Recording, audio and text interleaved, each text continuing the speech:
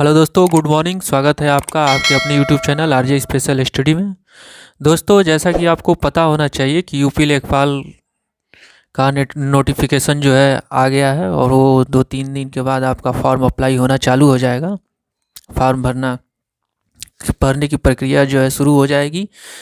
तो इसमें आपका ग्रामीण परिवेश एक विषय है। तो उस विषय से कितने कितने कैसे प्रश्न और कहाँ कहाँ से किस भाग से प्रश्न आपके आएंगे, उसी के बारे में आज हमारी क्लास है।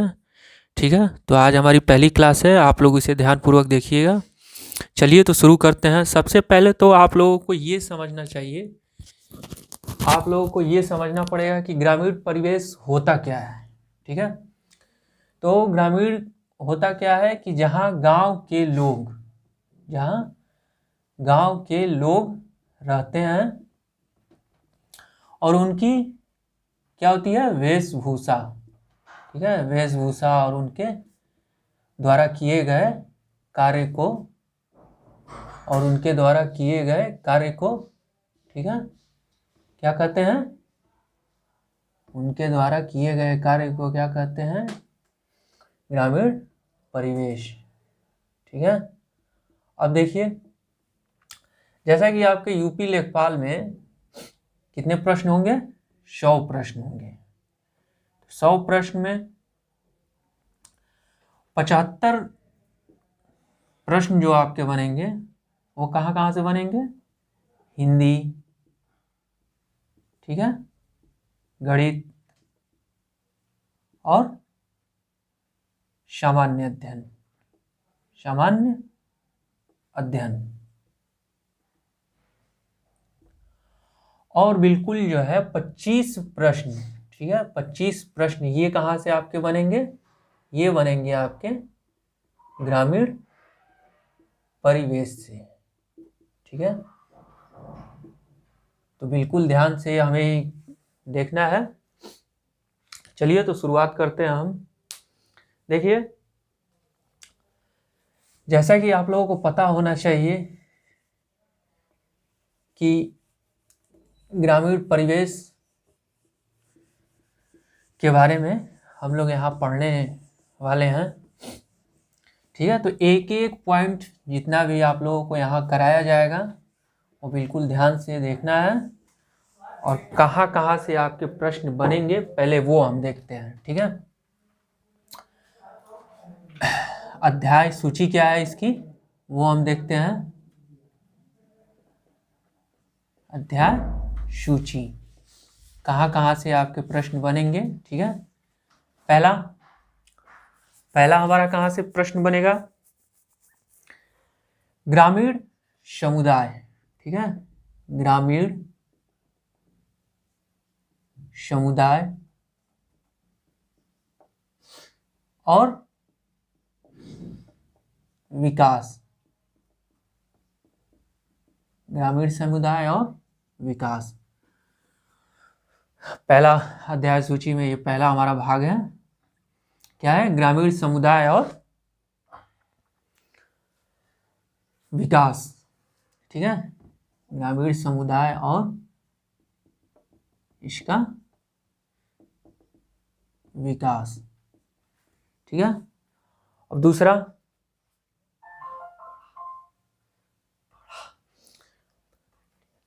दूसरा हमारा क्या बनेगा, दूसरा भूमि सुधार। ठीक है, दूसरा भूमि सुधार। तीसरा कृषि, और हालांकि आप लोगों को पता होना चाहिए कि कृषि से संबंधित, ठीक है, कृषि से संबंधित परीक्षा प्रश्न पत्र में बहुत सारे प्रश्न आए हुए हैं। तो तीसरा हमारा क्या बनेगा, तीसरा हमारा बनेगा कृषि। ठीक है, चौथा होगा हमारा पशुपालन। ठीक है, पशुपालन का मतलब गांव में जो लोग पशुपालन करते हैं इसे आप क्या कह सकते हैं, इसे आप कुटीर उद्योग भी कह सकते हैं, कुटीर उद्योग। कुटीर उद्योग में क्या क्या आते हैं, जैसे गाय पालन, भैंस पालन, मुर्गी पालन, ठीक है, और इत्यादि पालन जो है वो आते हैं, तो वो किस में आएंगे, कुटीर उद्योग में आएंगे। तो चौथा हमारा क्या है, पशु पालन, ठीक है। और पांचवा है हमारा उत्तर प्रदेश सरकार की योजनाएं। उत्तर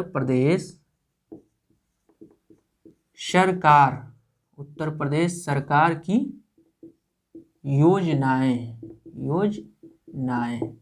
ठीक है। तो पहला आपका हो गया ग्रामीण समुदाय एवं इसका विकास, दूसरा भूमि सुधार, ठीक है, तीसरा कृषि, चौथा पशुपालन, पांचवा उत्तर प्रदेश सरकार की योजनाएं, और छठवा केंद्र सरकार की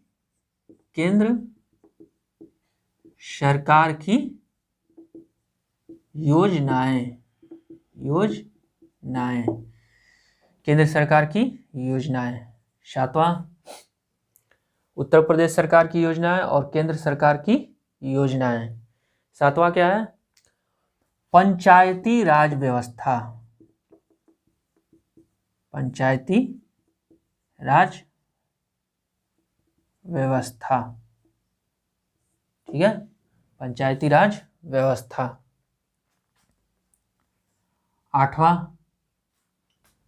सातवां हमारा है पंचायती राज व्यवस्था। आठवां लेखपाल के कार्य, ठीक है, लेखपाल बनने वाले हैं आप लोग, तो लेखपाल के कार्य एवं भूमि मापन, लेखपाल के कार्य एवं भूमि मापन। नौवां क्या है हमारा अध्याय सूची, नौवां है हमारा, आठवां हमारा लेखपाल के कार्य एवं भूमि मापन, और नौवां है हमारा भारत की ग्रामीण अर्थव्यवस्था, भारत की ग्रामीण अर्थव्यवस्था, ठीक है। और 10वां क्या है हमारा, 9वां है हमारा भारत की ग्रामीण अर्थव्यवस्था। 10वां है भारत की ग्रामीण स्वास्थ्य नीतियां, भारत की ग्रामीण स्वास्थ्य नीतियां, ठीक है, कौन कौन नीति जो है भारत सरकार द्वारा लागू की गई उसके बारे में उसमें हम पढ़ेंगे। और 11वां है हमारा उत्तर प्रदेश में कृषि एवं मंडी प्रणाली, उत्तर प्रदेश में कृषि एवं मंडी प्रणाली, ठीक है दोस्तों। तो चलिए, ये हमारा पूरा क्या है, ग्रामीण परिवेश। इतने भाग जो हैं, इतने भाग आपको क्या करने हैं, पढ़ने हैं। कितने प्रश्नों के लिए, 25 प्रश्नों के लिए आपको इतने भाग क्या है, पढ़ने हैं। बिल्कुल ध्यान से देखना है। पहला क्या है हमारा, पहला है हमारा ग्रामीण समुदाय एवं इसका विकास, ठीक है। दूसरा भूमि सुधार, तीसरा कृषि, चौथा पशुपालन, पांचवा उत्तर प्रदेश सरकार की योजनाएं, छठवां केंद्र सरकार की योजनाएं, सातवां पंचायती राज व्यवस्था, आठवां क्या है, लेखपाल के कार्य एवं भूमि मापन, ठीक है। और नौवां क्या है हमारा, भारत की ग्रामीण अर्थव्यवस्था, और 10वां भारत की ग्रामीण स्वास्थ्य नीतियां, और 11वां उत्तर प्रदेश में कृषि एवं मंडी प्रणाली, ठीक है। चलिए, तो हमारा आज का टॉपिक क्या है, आज का हमारा टॉपिक है ग्रामीण समुदाय एवं इसका विकास, ठीक है। तो इतने सारे भाग जो है हमें पढ़ना है, और वो भी बिल्कुल ध्यान से, ताकि अगर इससे संबंधित आपके परीक्षा प्रश्न पत्र में, यूपी लेखपाल परीक्षा में अगर इससे संबंधित आपके प्रश्न बनते हैं तो कोई भी प्रश्न आपसे गलत नहीं होने चाहिए और ना ही छूटने चाहिए। ठीक है, चलिए, तो पहला आज का हमारा टॉपिक क्या है? पहला हमारा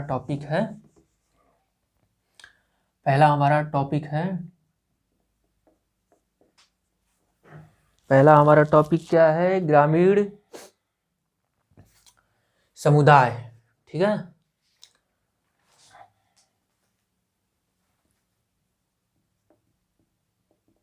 ग्रामीण समुदाय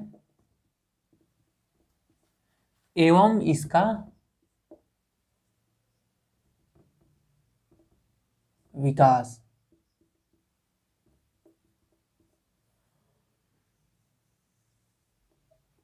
ग्रामीण समुदाय एवं इसका विकास। ठीक है, तो चलिए, जैसा कि आप लोगों को पता होना चाहिए कि जो हमारा भारतवर्ष है, ठीक है, इसमें हमारे पूरे भारतवर्ष में क्या है? 70% लोग कहाँ रहते हैं? ग्रामीण इलाकों में। ठीक है, ग्रामीण इलाका। तो इसीलिए जो है, अगर 70% लोगों का क्या हो गया? विकास हो गया, तो समझिए कि क्या हो गया? पूरे भारत का क्या हो गया? विकास हो गया। ठीक है, तो यहाँ इसी के बारे में हम लोग एक एक करके पढ़ने वाले हैं, तो बिल्कुल ध्यान से आप लोगों को देखना है क्लास को। और जैसा कि हमने बताया कि 70% लोग कहाँ निवास करते हैं? ग्रामीण इलाकों में निवास करते हैं। ठीक है, तो चलिए, पहले हम अब शुरुआत करते हैं अपना आज का भाग। भारत एक क्या है? भारत एक क्या है? ग्राम प्रधान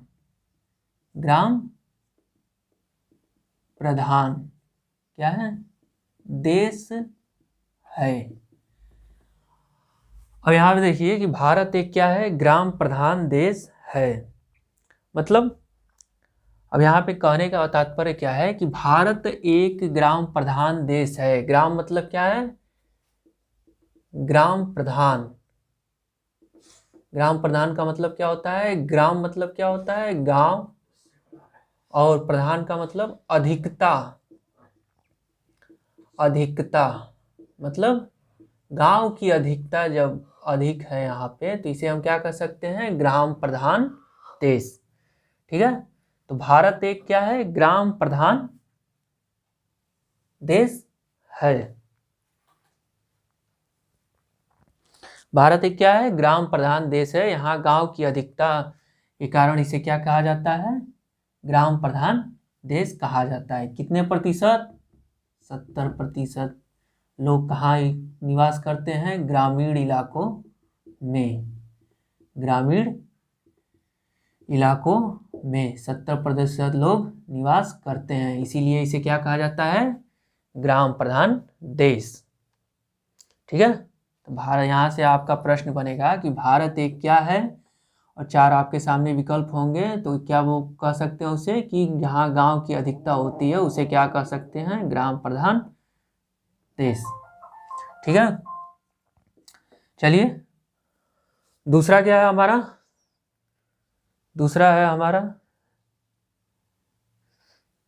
दूसरा हमारा है कि भारत में, ठीक है, भारत में गांव की आबादी कितनी है? ठीक है, भारत में ग्राम की आबादी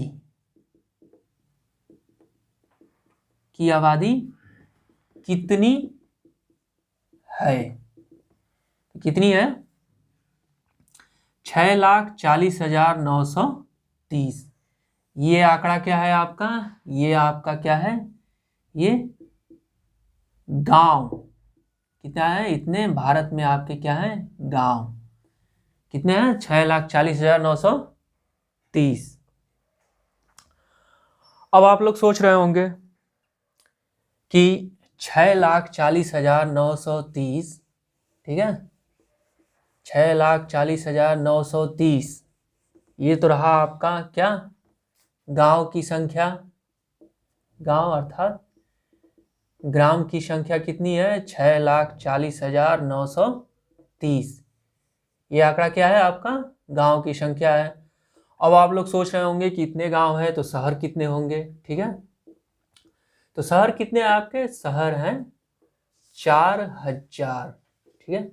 अब ये दोनों आंकड़ा कहाँ से आता है, ये दोनों आंकड़े आते हैं आपके कहाँ से, जनगणना से, ठीक है। जनगणना को आप क्या कह सकते हैं, कैंसस, ठीक है, जनगणना को आप क्या कह सकते हैं, कैंसस।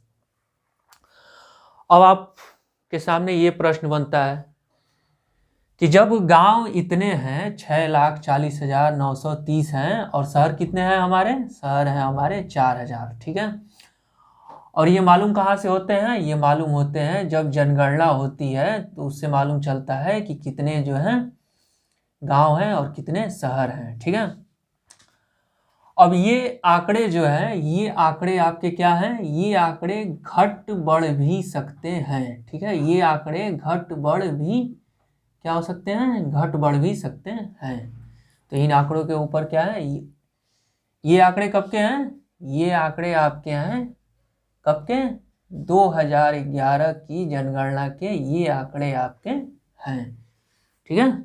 अभी तो कोई 2021 में जनगणना होने वाली थी मगर किसके चलते नहीं हो पाई, कोविड के चलते जनगणना नहीं हो पाई, ठीक है। तो हम लोग क्या करेंगे, हम लोग इसी आंकड़े को लेकर के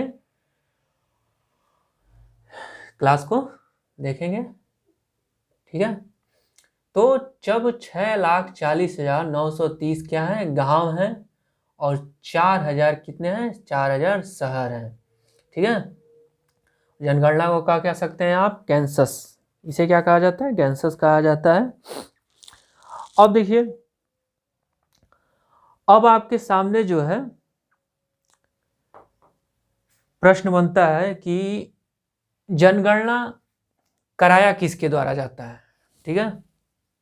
हर 10 वर्षों के बाद, हर 10 वर्षों के बाद, 10 वर्षों के बाद क्या होता है, जनगणना आपका होता है।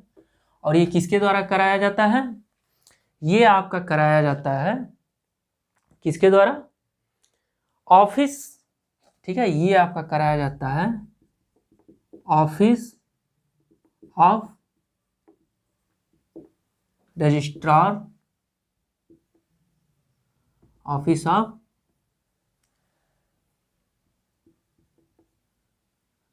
ऑफ रजिस्ट्रार,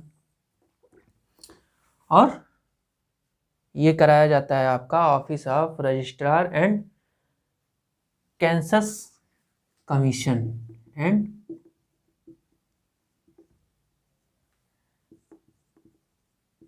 कमिश्नर, ठीक है। यह आपका कराया जाता है किसके द्वारा कराया जाता है, ये कराया जाता है आपका office of registrar and Kansas commissioner के द्वारा ये कराया जाता है, ठीक है। अब ये office of registrar and Kansas commissioner ये किसके अधीन काम करता है, ये किसके अधीन काम करता है, ये करता है मिनिस्ट्री ऑफ होम अफेयर्स, ठीक है, ये काम करता है मिनिस्ट्री ऑफ होम अफेयर्स, मतलब गृह मंत्रालय के अंतर्गत यह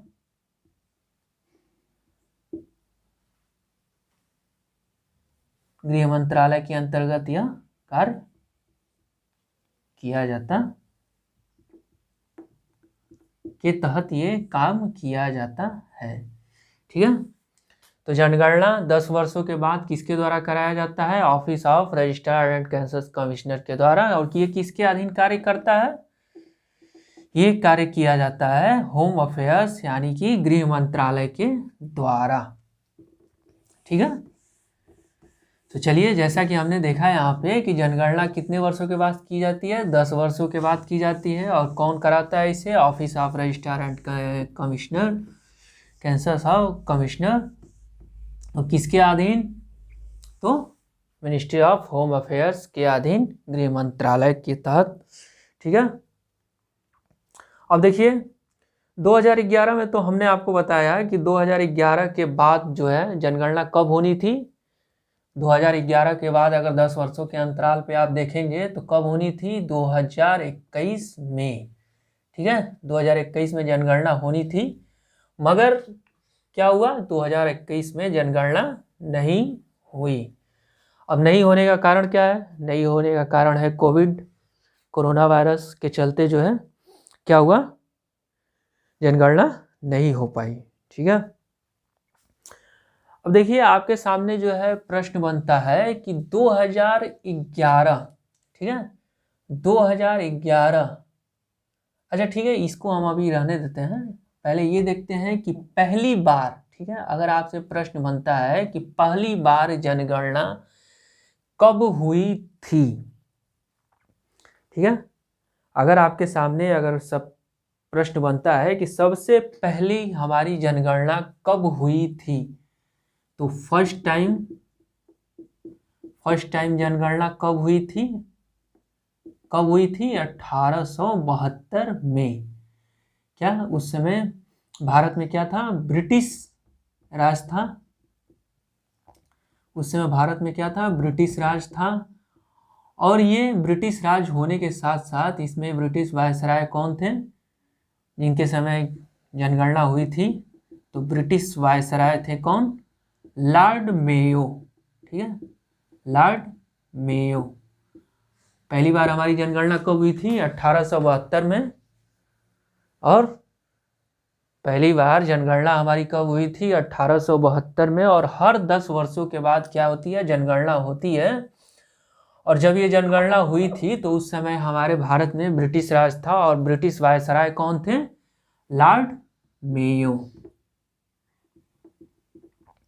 ठीक है, ब्रिटिश वायसराय कौन थे? Lord Mayo. तो आपसे अगर प्रश्न करता है परीक्षा प्रश्न पत्र में कि पहली बार जनगणना कब हुई थी, तो पहली बार जनगणना कब हुई थी? 1872 में। और वायसराय अगर पूछता है तो कौन थे? Lord Mayo. ठीक है, अब अगर प्रश्न आपसे बनता है कि 1872 से लेकर के 2011 के बीच, ठीक है, कितनी बार, क्या प्रश्न करेगा कि 1872 से लेकर के 2011 तक कितनी बार जनगणना हुई है। ठीक है, तो कितनी बार जनगणना हुई है? 15 बार। कितनी बार जनगणना हुई है? 15 बार जनगणना हुई है।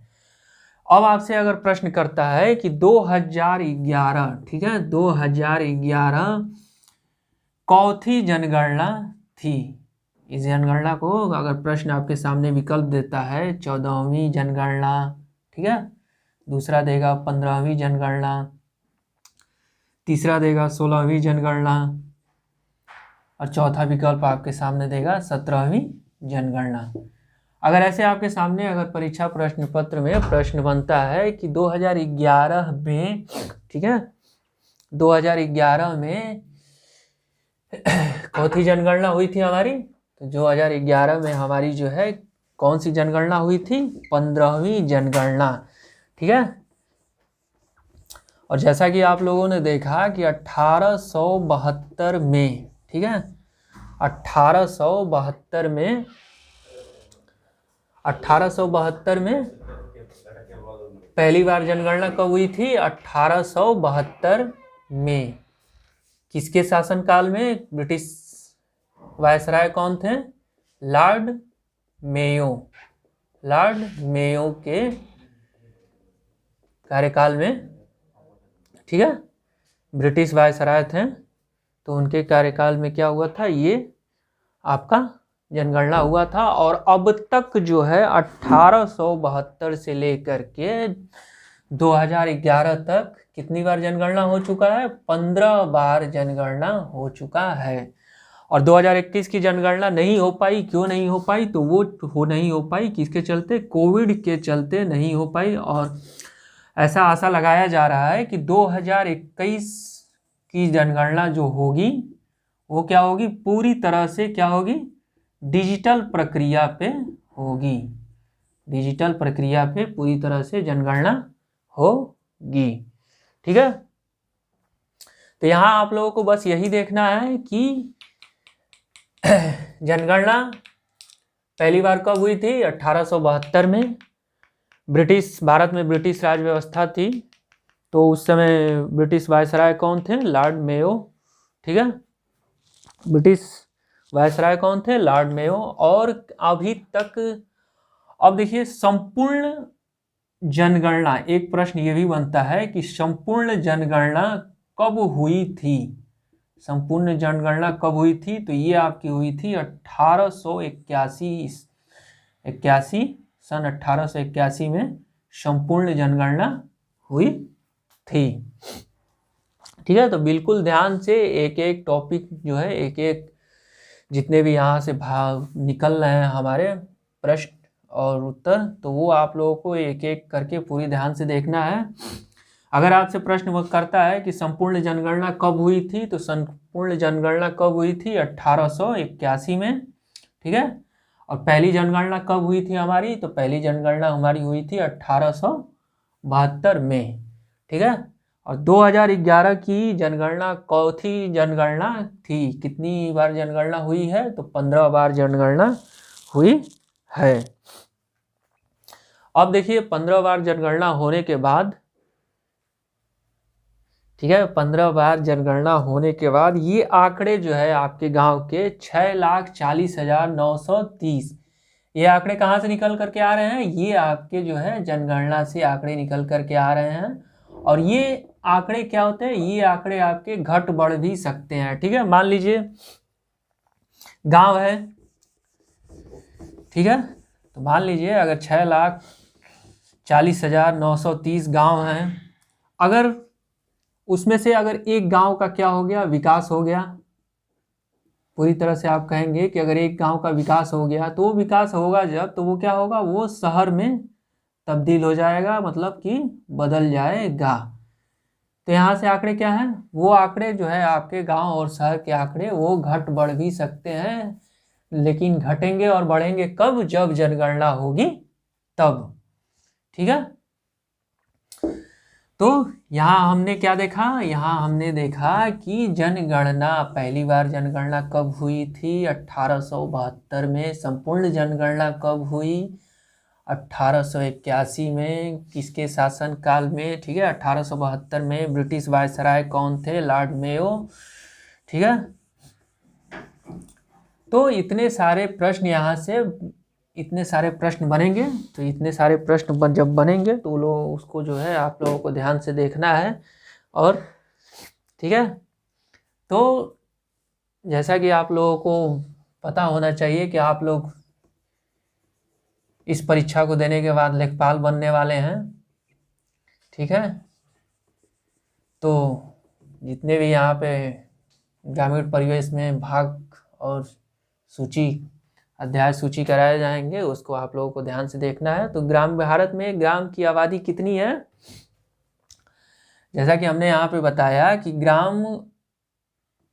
गांव की अधिकता के कारण, ठीक है, गांव की अधिकता के कारण क्या कहा जाता है?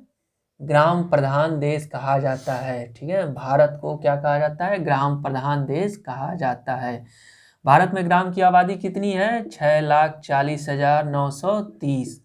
ठीक है, और शहर कितने हैं? 4,000। ठीक है, कब के हैं ये? 2011 की जनगणना के अनुसार। ठीक है, चलिए दूसरा अपना टॉपिक हम देखते हैं। दूसरा हमारा क्या है? भारत में ग्राम की आबादी कितनी है? 6,40,930। और शहर कितने हैं, 4000 हैं। ठीक है। अब देखिए, जैसा कि आप लोगों को पता होना चाहिए कि ये जो है ये क्या है, ये 6,40,930। जैसा कि हमने बताया कि 70% क्या है भारत में ग्रामीण। ठीक है, तो ये एग्जैक्ट जो है ये आंकड़ा नहीं है, आंकड़ा हमारा क्या है 68 पॉइंट, ठीक है 68.89%। ठीक है 68.89%।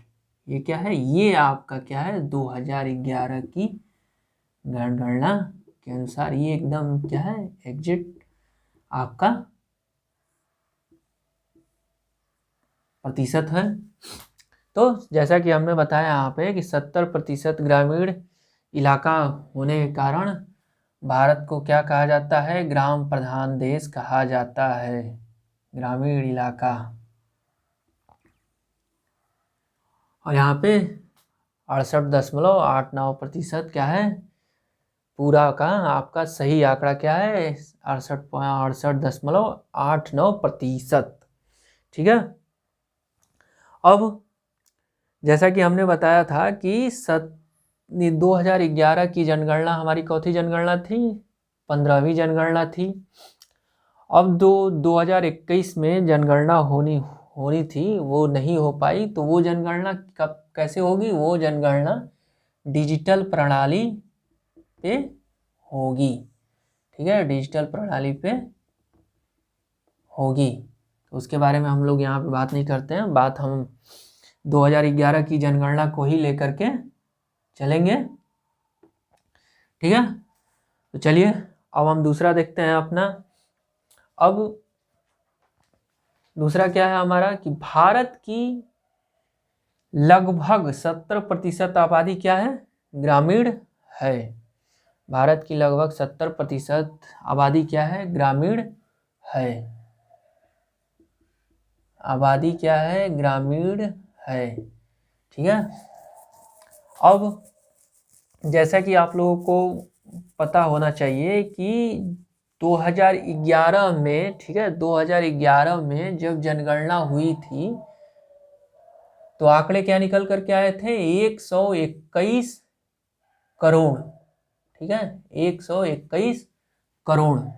और ये 121 करोड़ के भाग क्या है 68.89%। इतने मतलब कितने, ठीक है 2011 की जनगणना में 121 करोड़ लोग क्या थे, हमारे देश की जनसंख्या कितनी थी 121 करोड़। तो 121 करोड़ में जब हमारे देश की जनसंख्या कितनी, ग्रामीण इलाकों की जनसंख्या कितनी थी 68.89%।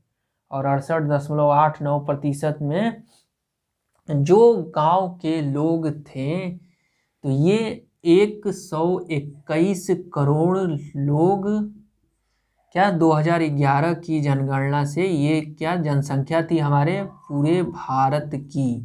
ठीक है, पूरे भारत की हमारी जनसंख्या क्या थी 121 करोड़। अब 121 करोड़ जब पूरे भारत की जनसंख्या थी हमारी, तो उसमें से 68.89% क्या ग्रामीण आबादी, ग्रामीण आबादी। अब देखिए, अब 121 करोड़ जो है पूरे भारत की क्या थी जनसंख्या थी, कौथी जनगणना में 2011 की जनगणना में। तो 2011 की जनगणना में जब ग्रामीण की आबादी कितनी थी हमारी 68.89%, मतलब 121 का 83.3 करोड़ लोग, ठीक है क्या थी ग्रामीण आबादी। ग्रामीण लोगों की आबादी कितनी थी 83.3 करोड़ लोग की आबादी थी। ठीक है, तो ये अगर आपसे प्रश्न करता है प्रश्न पत्र में कि 2011 की जनगणना में पूरे भारतवर्ष की जनसंख्या कितनी थी, तो कितनी थी? 121 करोड़। ठीक है, और अगर प्रश्न आपके सामने, आपके परीक्षा प्रश्न पत्र में प्रश्न आपके सामने ये बनता है कि कितने, ठीक है, कितने प्रतिशत लोग ग्रामीण इलाकों में निवास करते थे या फिर ग्रामीण थे, तो कितने लोग थे? 83.3 करोड़ लोग। ठीक है, कितने थे? 83.3 करोड़ लोग क्या थे? आबादी गांव में निवास करती थी। ठीक है, और ये 70% जो है, 70% ग्रामीण इलाका, ठीक है, गांव जो है ये क्या है?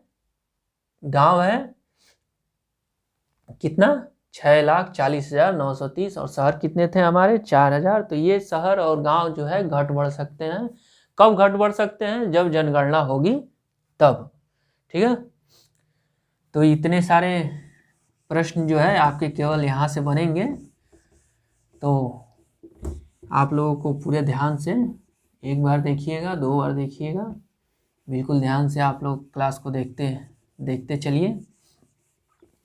एक एक टॉपिक जो है आप लोगों का यहाँ से क्लियर होने वाला है। ठीक है, एक एक भाग जो है आप लोगों का यहाँ पे क्लियर होने वाला है। अब देखिए, अब ग्रामीण विकास और कृषि पशुपालन। ठीक है, ग्रामीण विकास, कृषि पशुपालन। क्या होता है? पशुपालन। अब देखिए आप लोग, जैसे ये है ग्रामीण विकास और कृषि। अब गांव में लोग क्या करेंगे?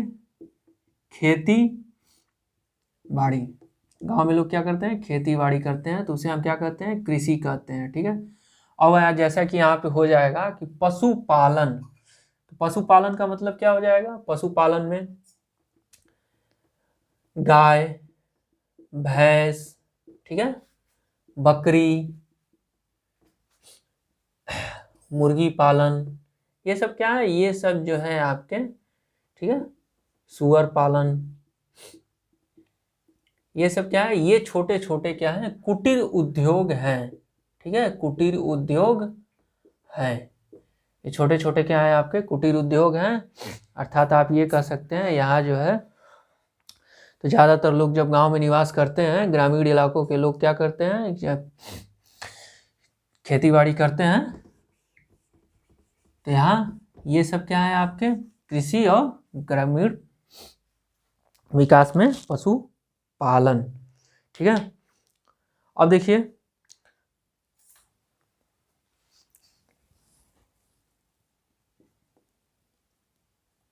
ग्राम, ठीक है, जब यहाँ पे ग्रामीण विकास में कृषि पशुपालन, गाय भैंस मुर्गी पालन जितना होता है उसे क्या कहते हैं? उसे हम कहते हैं कुटीर उद्योग।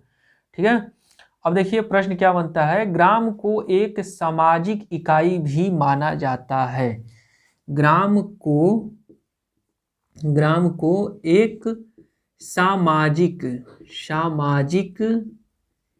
इकाई, ग्राम को एक सामाजिक इकाई, ठीक है, भी माना जाता है। ग्राम मतलब गांव को, ठीक है, ग्राम और गांव में, इसमें आप लोगों को दिक्कत नहीं होनी चाहिए। ठीक है, गांव को एक सामाजिक इकाई भी माना जाता है। सामाजिक इकाई माना जाता है मतलब, सामाजिक इकाई माना जाता है मतलब समाज का छोटा हिस्सा, समाज का छोटा हिस्सा, समाज का छोटा हिस्सा, उसे क्या कहा जाता है? सामाजिक इकाई। ठीक है, अब देखिए, जब हमने इतना सारे भाग देखे, तो अब देखते हैं हम ग्राम, ठीक है, और ग्राम की परिभाषा, ठीक है, देते हुए कुछ भाग वहाँ से भी हम देखते हैं। देखिए ग्राम, ग्राम सबसे पहले तो आप लोग ये देखिए कि ग्राम में क्या होता है। इसे एक अधिनियम के तहत इसे बनाया गया था, और वो अधिनियम क्या था? पेशा अधिनियम, ठीक है, पेशा अधिनियम, पेशा अधिनियम। बिल्कुल इतना जो है आप लोगों को ध्यान में रहना चाहिए, किस अधिनियम के तहत ग्राम का विकास हुआ, ठीक है, पेशा अधिनियम। अब देखिए पेशा अधिनियम क्या है। सबसे पहले तो आपके सामने यही प्रश्न बनता है कि पेशा अधिनियम क्या है। तो पेशा अधिनियम क्या है? यह एक केंद्रीय, ठीक है, यह एक केंद्रीय क्या है? कानून है। यह एक केंद्रीय कानून है, ठीक है। पेशा अधिनियम क्या है? यह एक केंद्रीय कानून है। अब आपसे प्रश्न करता है कि इसका वर्णन संविधान के किस भाग में हुआ है? इसका वर्णन संविधान के किस भाग में, ठीक है, के किस भाग में हुआ है, ठीक है। आपके सामने अगर प्रश्न बनता है कि पेशा अधिनियम क्या है, तो यह एक केंद्रीय कानून है और इसका वर्णन संविधान के किस भाग में हुआ है। इसका वर्णन संविधान के 9वें भाग में, कौन से भाग में हुआ है? 9वें भाग में हुआ है, ठीक है। इसका वर्णन जो है संविधान के किस भाग में हुआ है? इसका वर्णन संविधान के 9वें भाग में हुआ है। अच्छा, अब इसमें किस चीज का वर्णन किया गया है? तो इसमें वर्णन किया गया है पंचायतों के प्रावधान का वर्णन। पंचायतों के प्रावधान, ठीक है, पंचायतों के प्रावधान का वर्णन किया गया है। किसमें किया गया है? संविधान के किस भाग में? 9वें भाग में किया गया है, वर्णन किया गया है।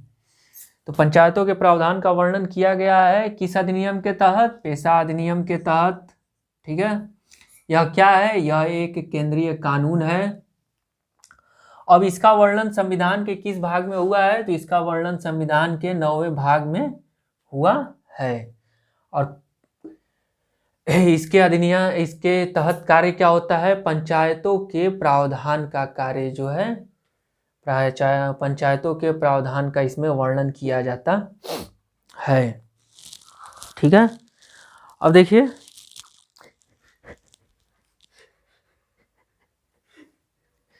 अब क्या है कि अब जब यहाँ पे हमने बताया कि पेशा अधिनियम, ठीक है, यह क्या है? केंद्रीय कानून है। अच्छा, अब ये देखिए कि ग्राम पेशा अधिनियम, ठीक है, बिल्कुल यहाँ से ध्यान से देखिएगा कि पेशा अधिनियम यह किसके अंतर्गत कार्य यहाँ होता है? यह होता है राज्य सरकार, ठीक है, राज्य सरकार, या आप इसे कह सकते हैं राज्यपाल, ठीक है, राज्य सरकार या राज्यपाल के अंतर्गत क्या किया जाता है? ग्राम का जितने भी लागू किए जाते हैं, ठीक है, विकास के कार्य, वो किसके अधीन होते हैं? पेशा अधिनियम के अधीन, और राज्य सरकार के द्वारा यानी कि राज्यपाल के द्वारा वो लागू किए जाते हैं, ठीक है। तो यहाँ पे पेशा अधिनियम के अंतर्गत राज्य सरकार द्वारा अधिसूचित भौगोलिक क्षेत्र, ठीक है, कहने का तात्पर्य यहाँ यही है कि राज्य सरकार के द्वारा अधिसूचित, क्या? अधिसूचित भौगोलिक क्या होता है? क्षेत्र, भौगोलिक क्षेत्र। राज्य सरकार के द्वारा अधिसूचित भौगोलिक क्षेत्र एक बस्ती, ठीक है, एक बस्ती या कह सकते हैं अनेक बस्ती, ठीक है, अनेक बस्ती को मिला करके, ठीक है, को मिला करके जब एक गांव का क्या होता है? निर्माण होता है, ठीक है, निर्माण होता है। ये किसके अंतर्गत होता है? ये होता है पेशा अधिनियम के अंतर्गत। जब, ठीक है, तो इतने सारे भाग जो है आज हमने। अच्छा, यहाँ पे गांव के गठन का अधिकार जो है किसको दिया जाता है? गांव के गठन का अधिकार जो है, आपके सामने ये भी प्रश्न बन सकता है कि गांव के गठन का अधिकार किसे दिया जाता है? तो किसे दिया जाता है? किसे दिया जाता है? राज्यपाल को, ठीक है। तो दोस्तों, आज हमारा जो है ग्रामीण परिवेश में हमने ग्रामीण समुदाय एवं इसके विकास में इतने सारे भाग हमने आज देखे, ठीक है। तो अगर इससे संबंधित आपके परीक्षा प्रश्न, यूपी लेखपाल परीक्षा में अगर इससे संबंधित प्रश्न बनते हैं तो हमें पूरी उम्मीद है कि हमारे द्वारा जितना भी भाग आप लोगों को बताया गया, आप लोग उसे अच्छे से देखे होंगे और अच्छे से देखिएगा, ठीक है। तो आज के लिए इतना ही, मिलते हैं अपने नेक्स्ट क्लास में नेक्स्ट भाग के साथ, ठीक है। Okay, bye bye, take care.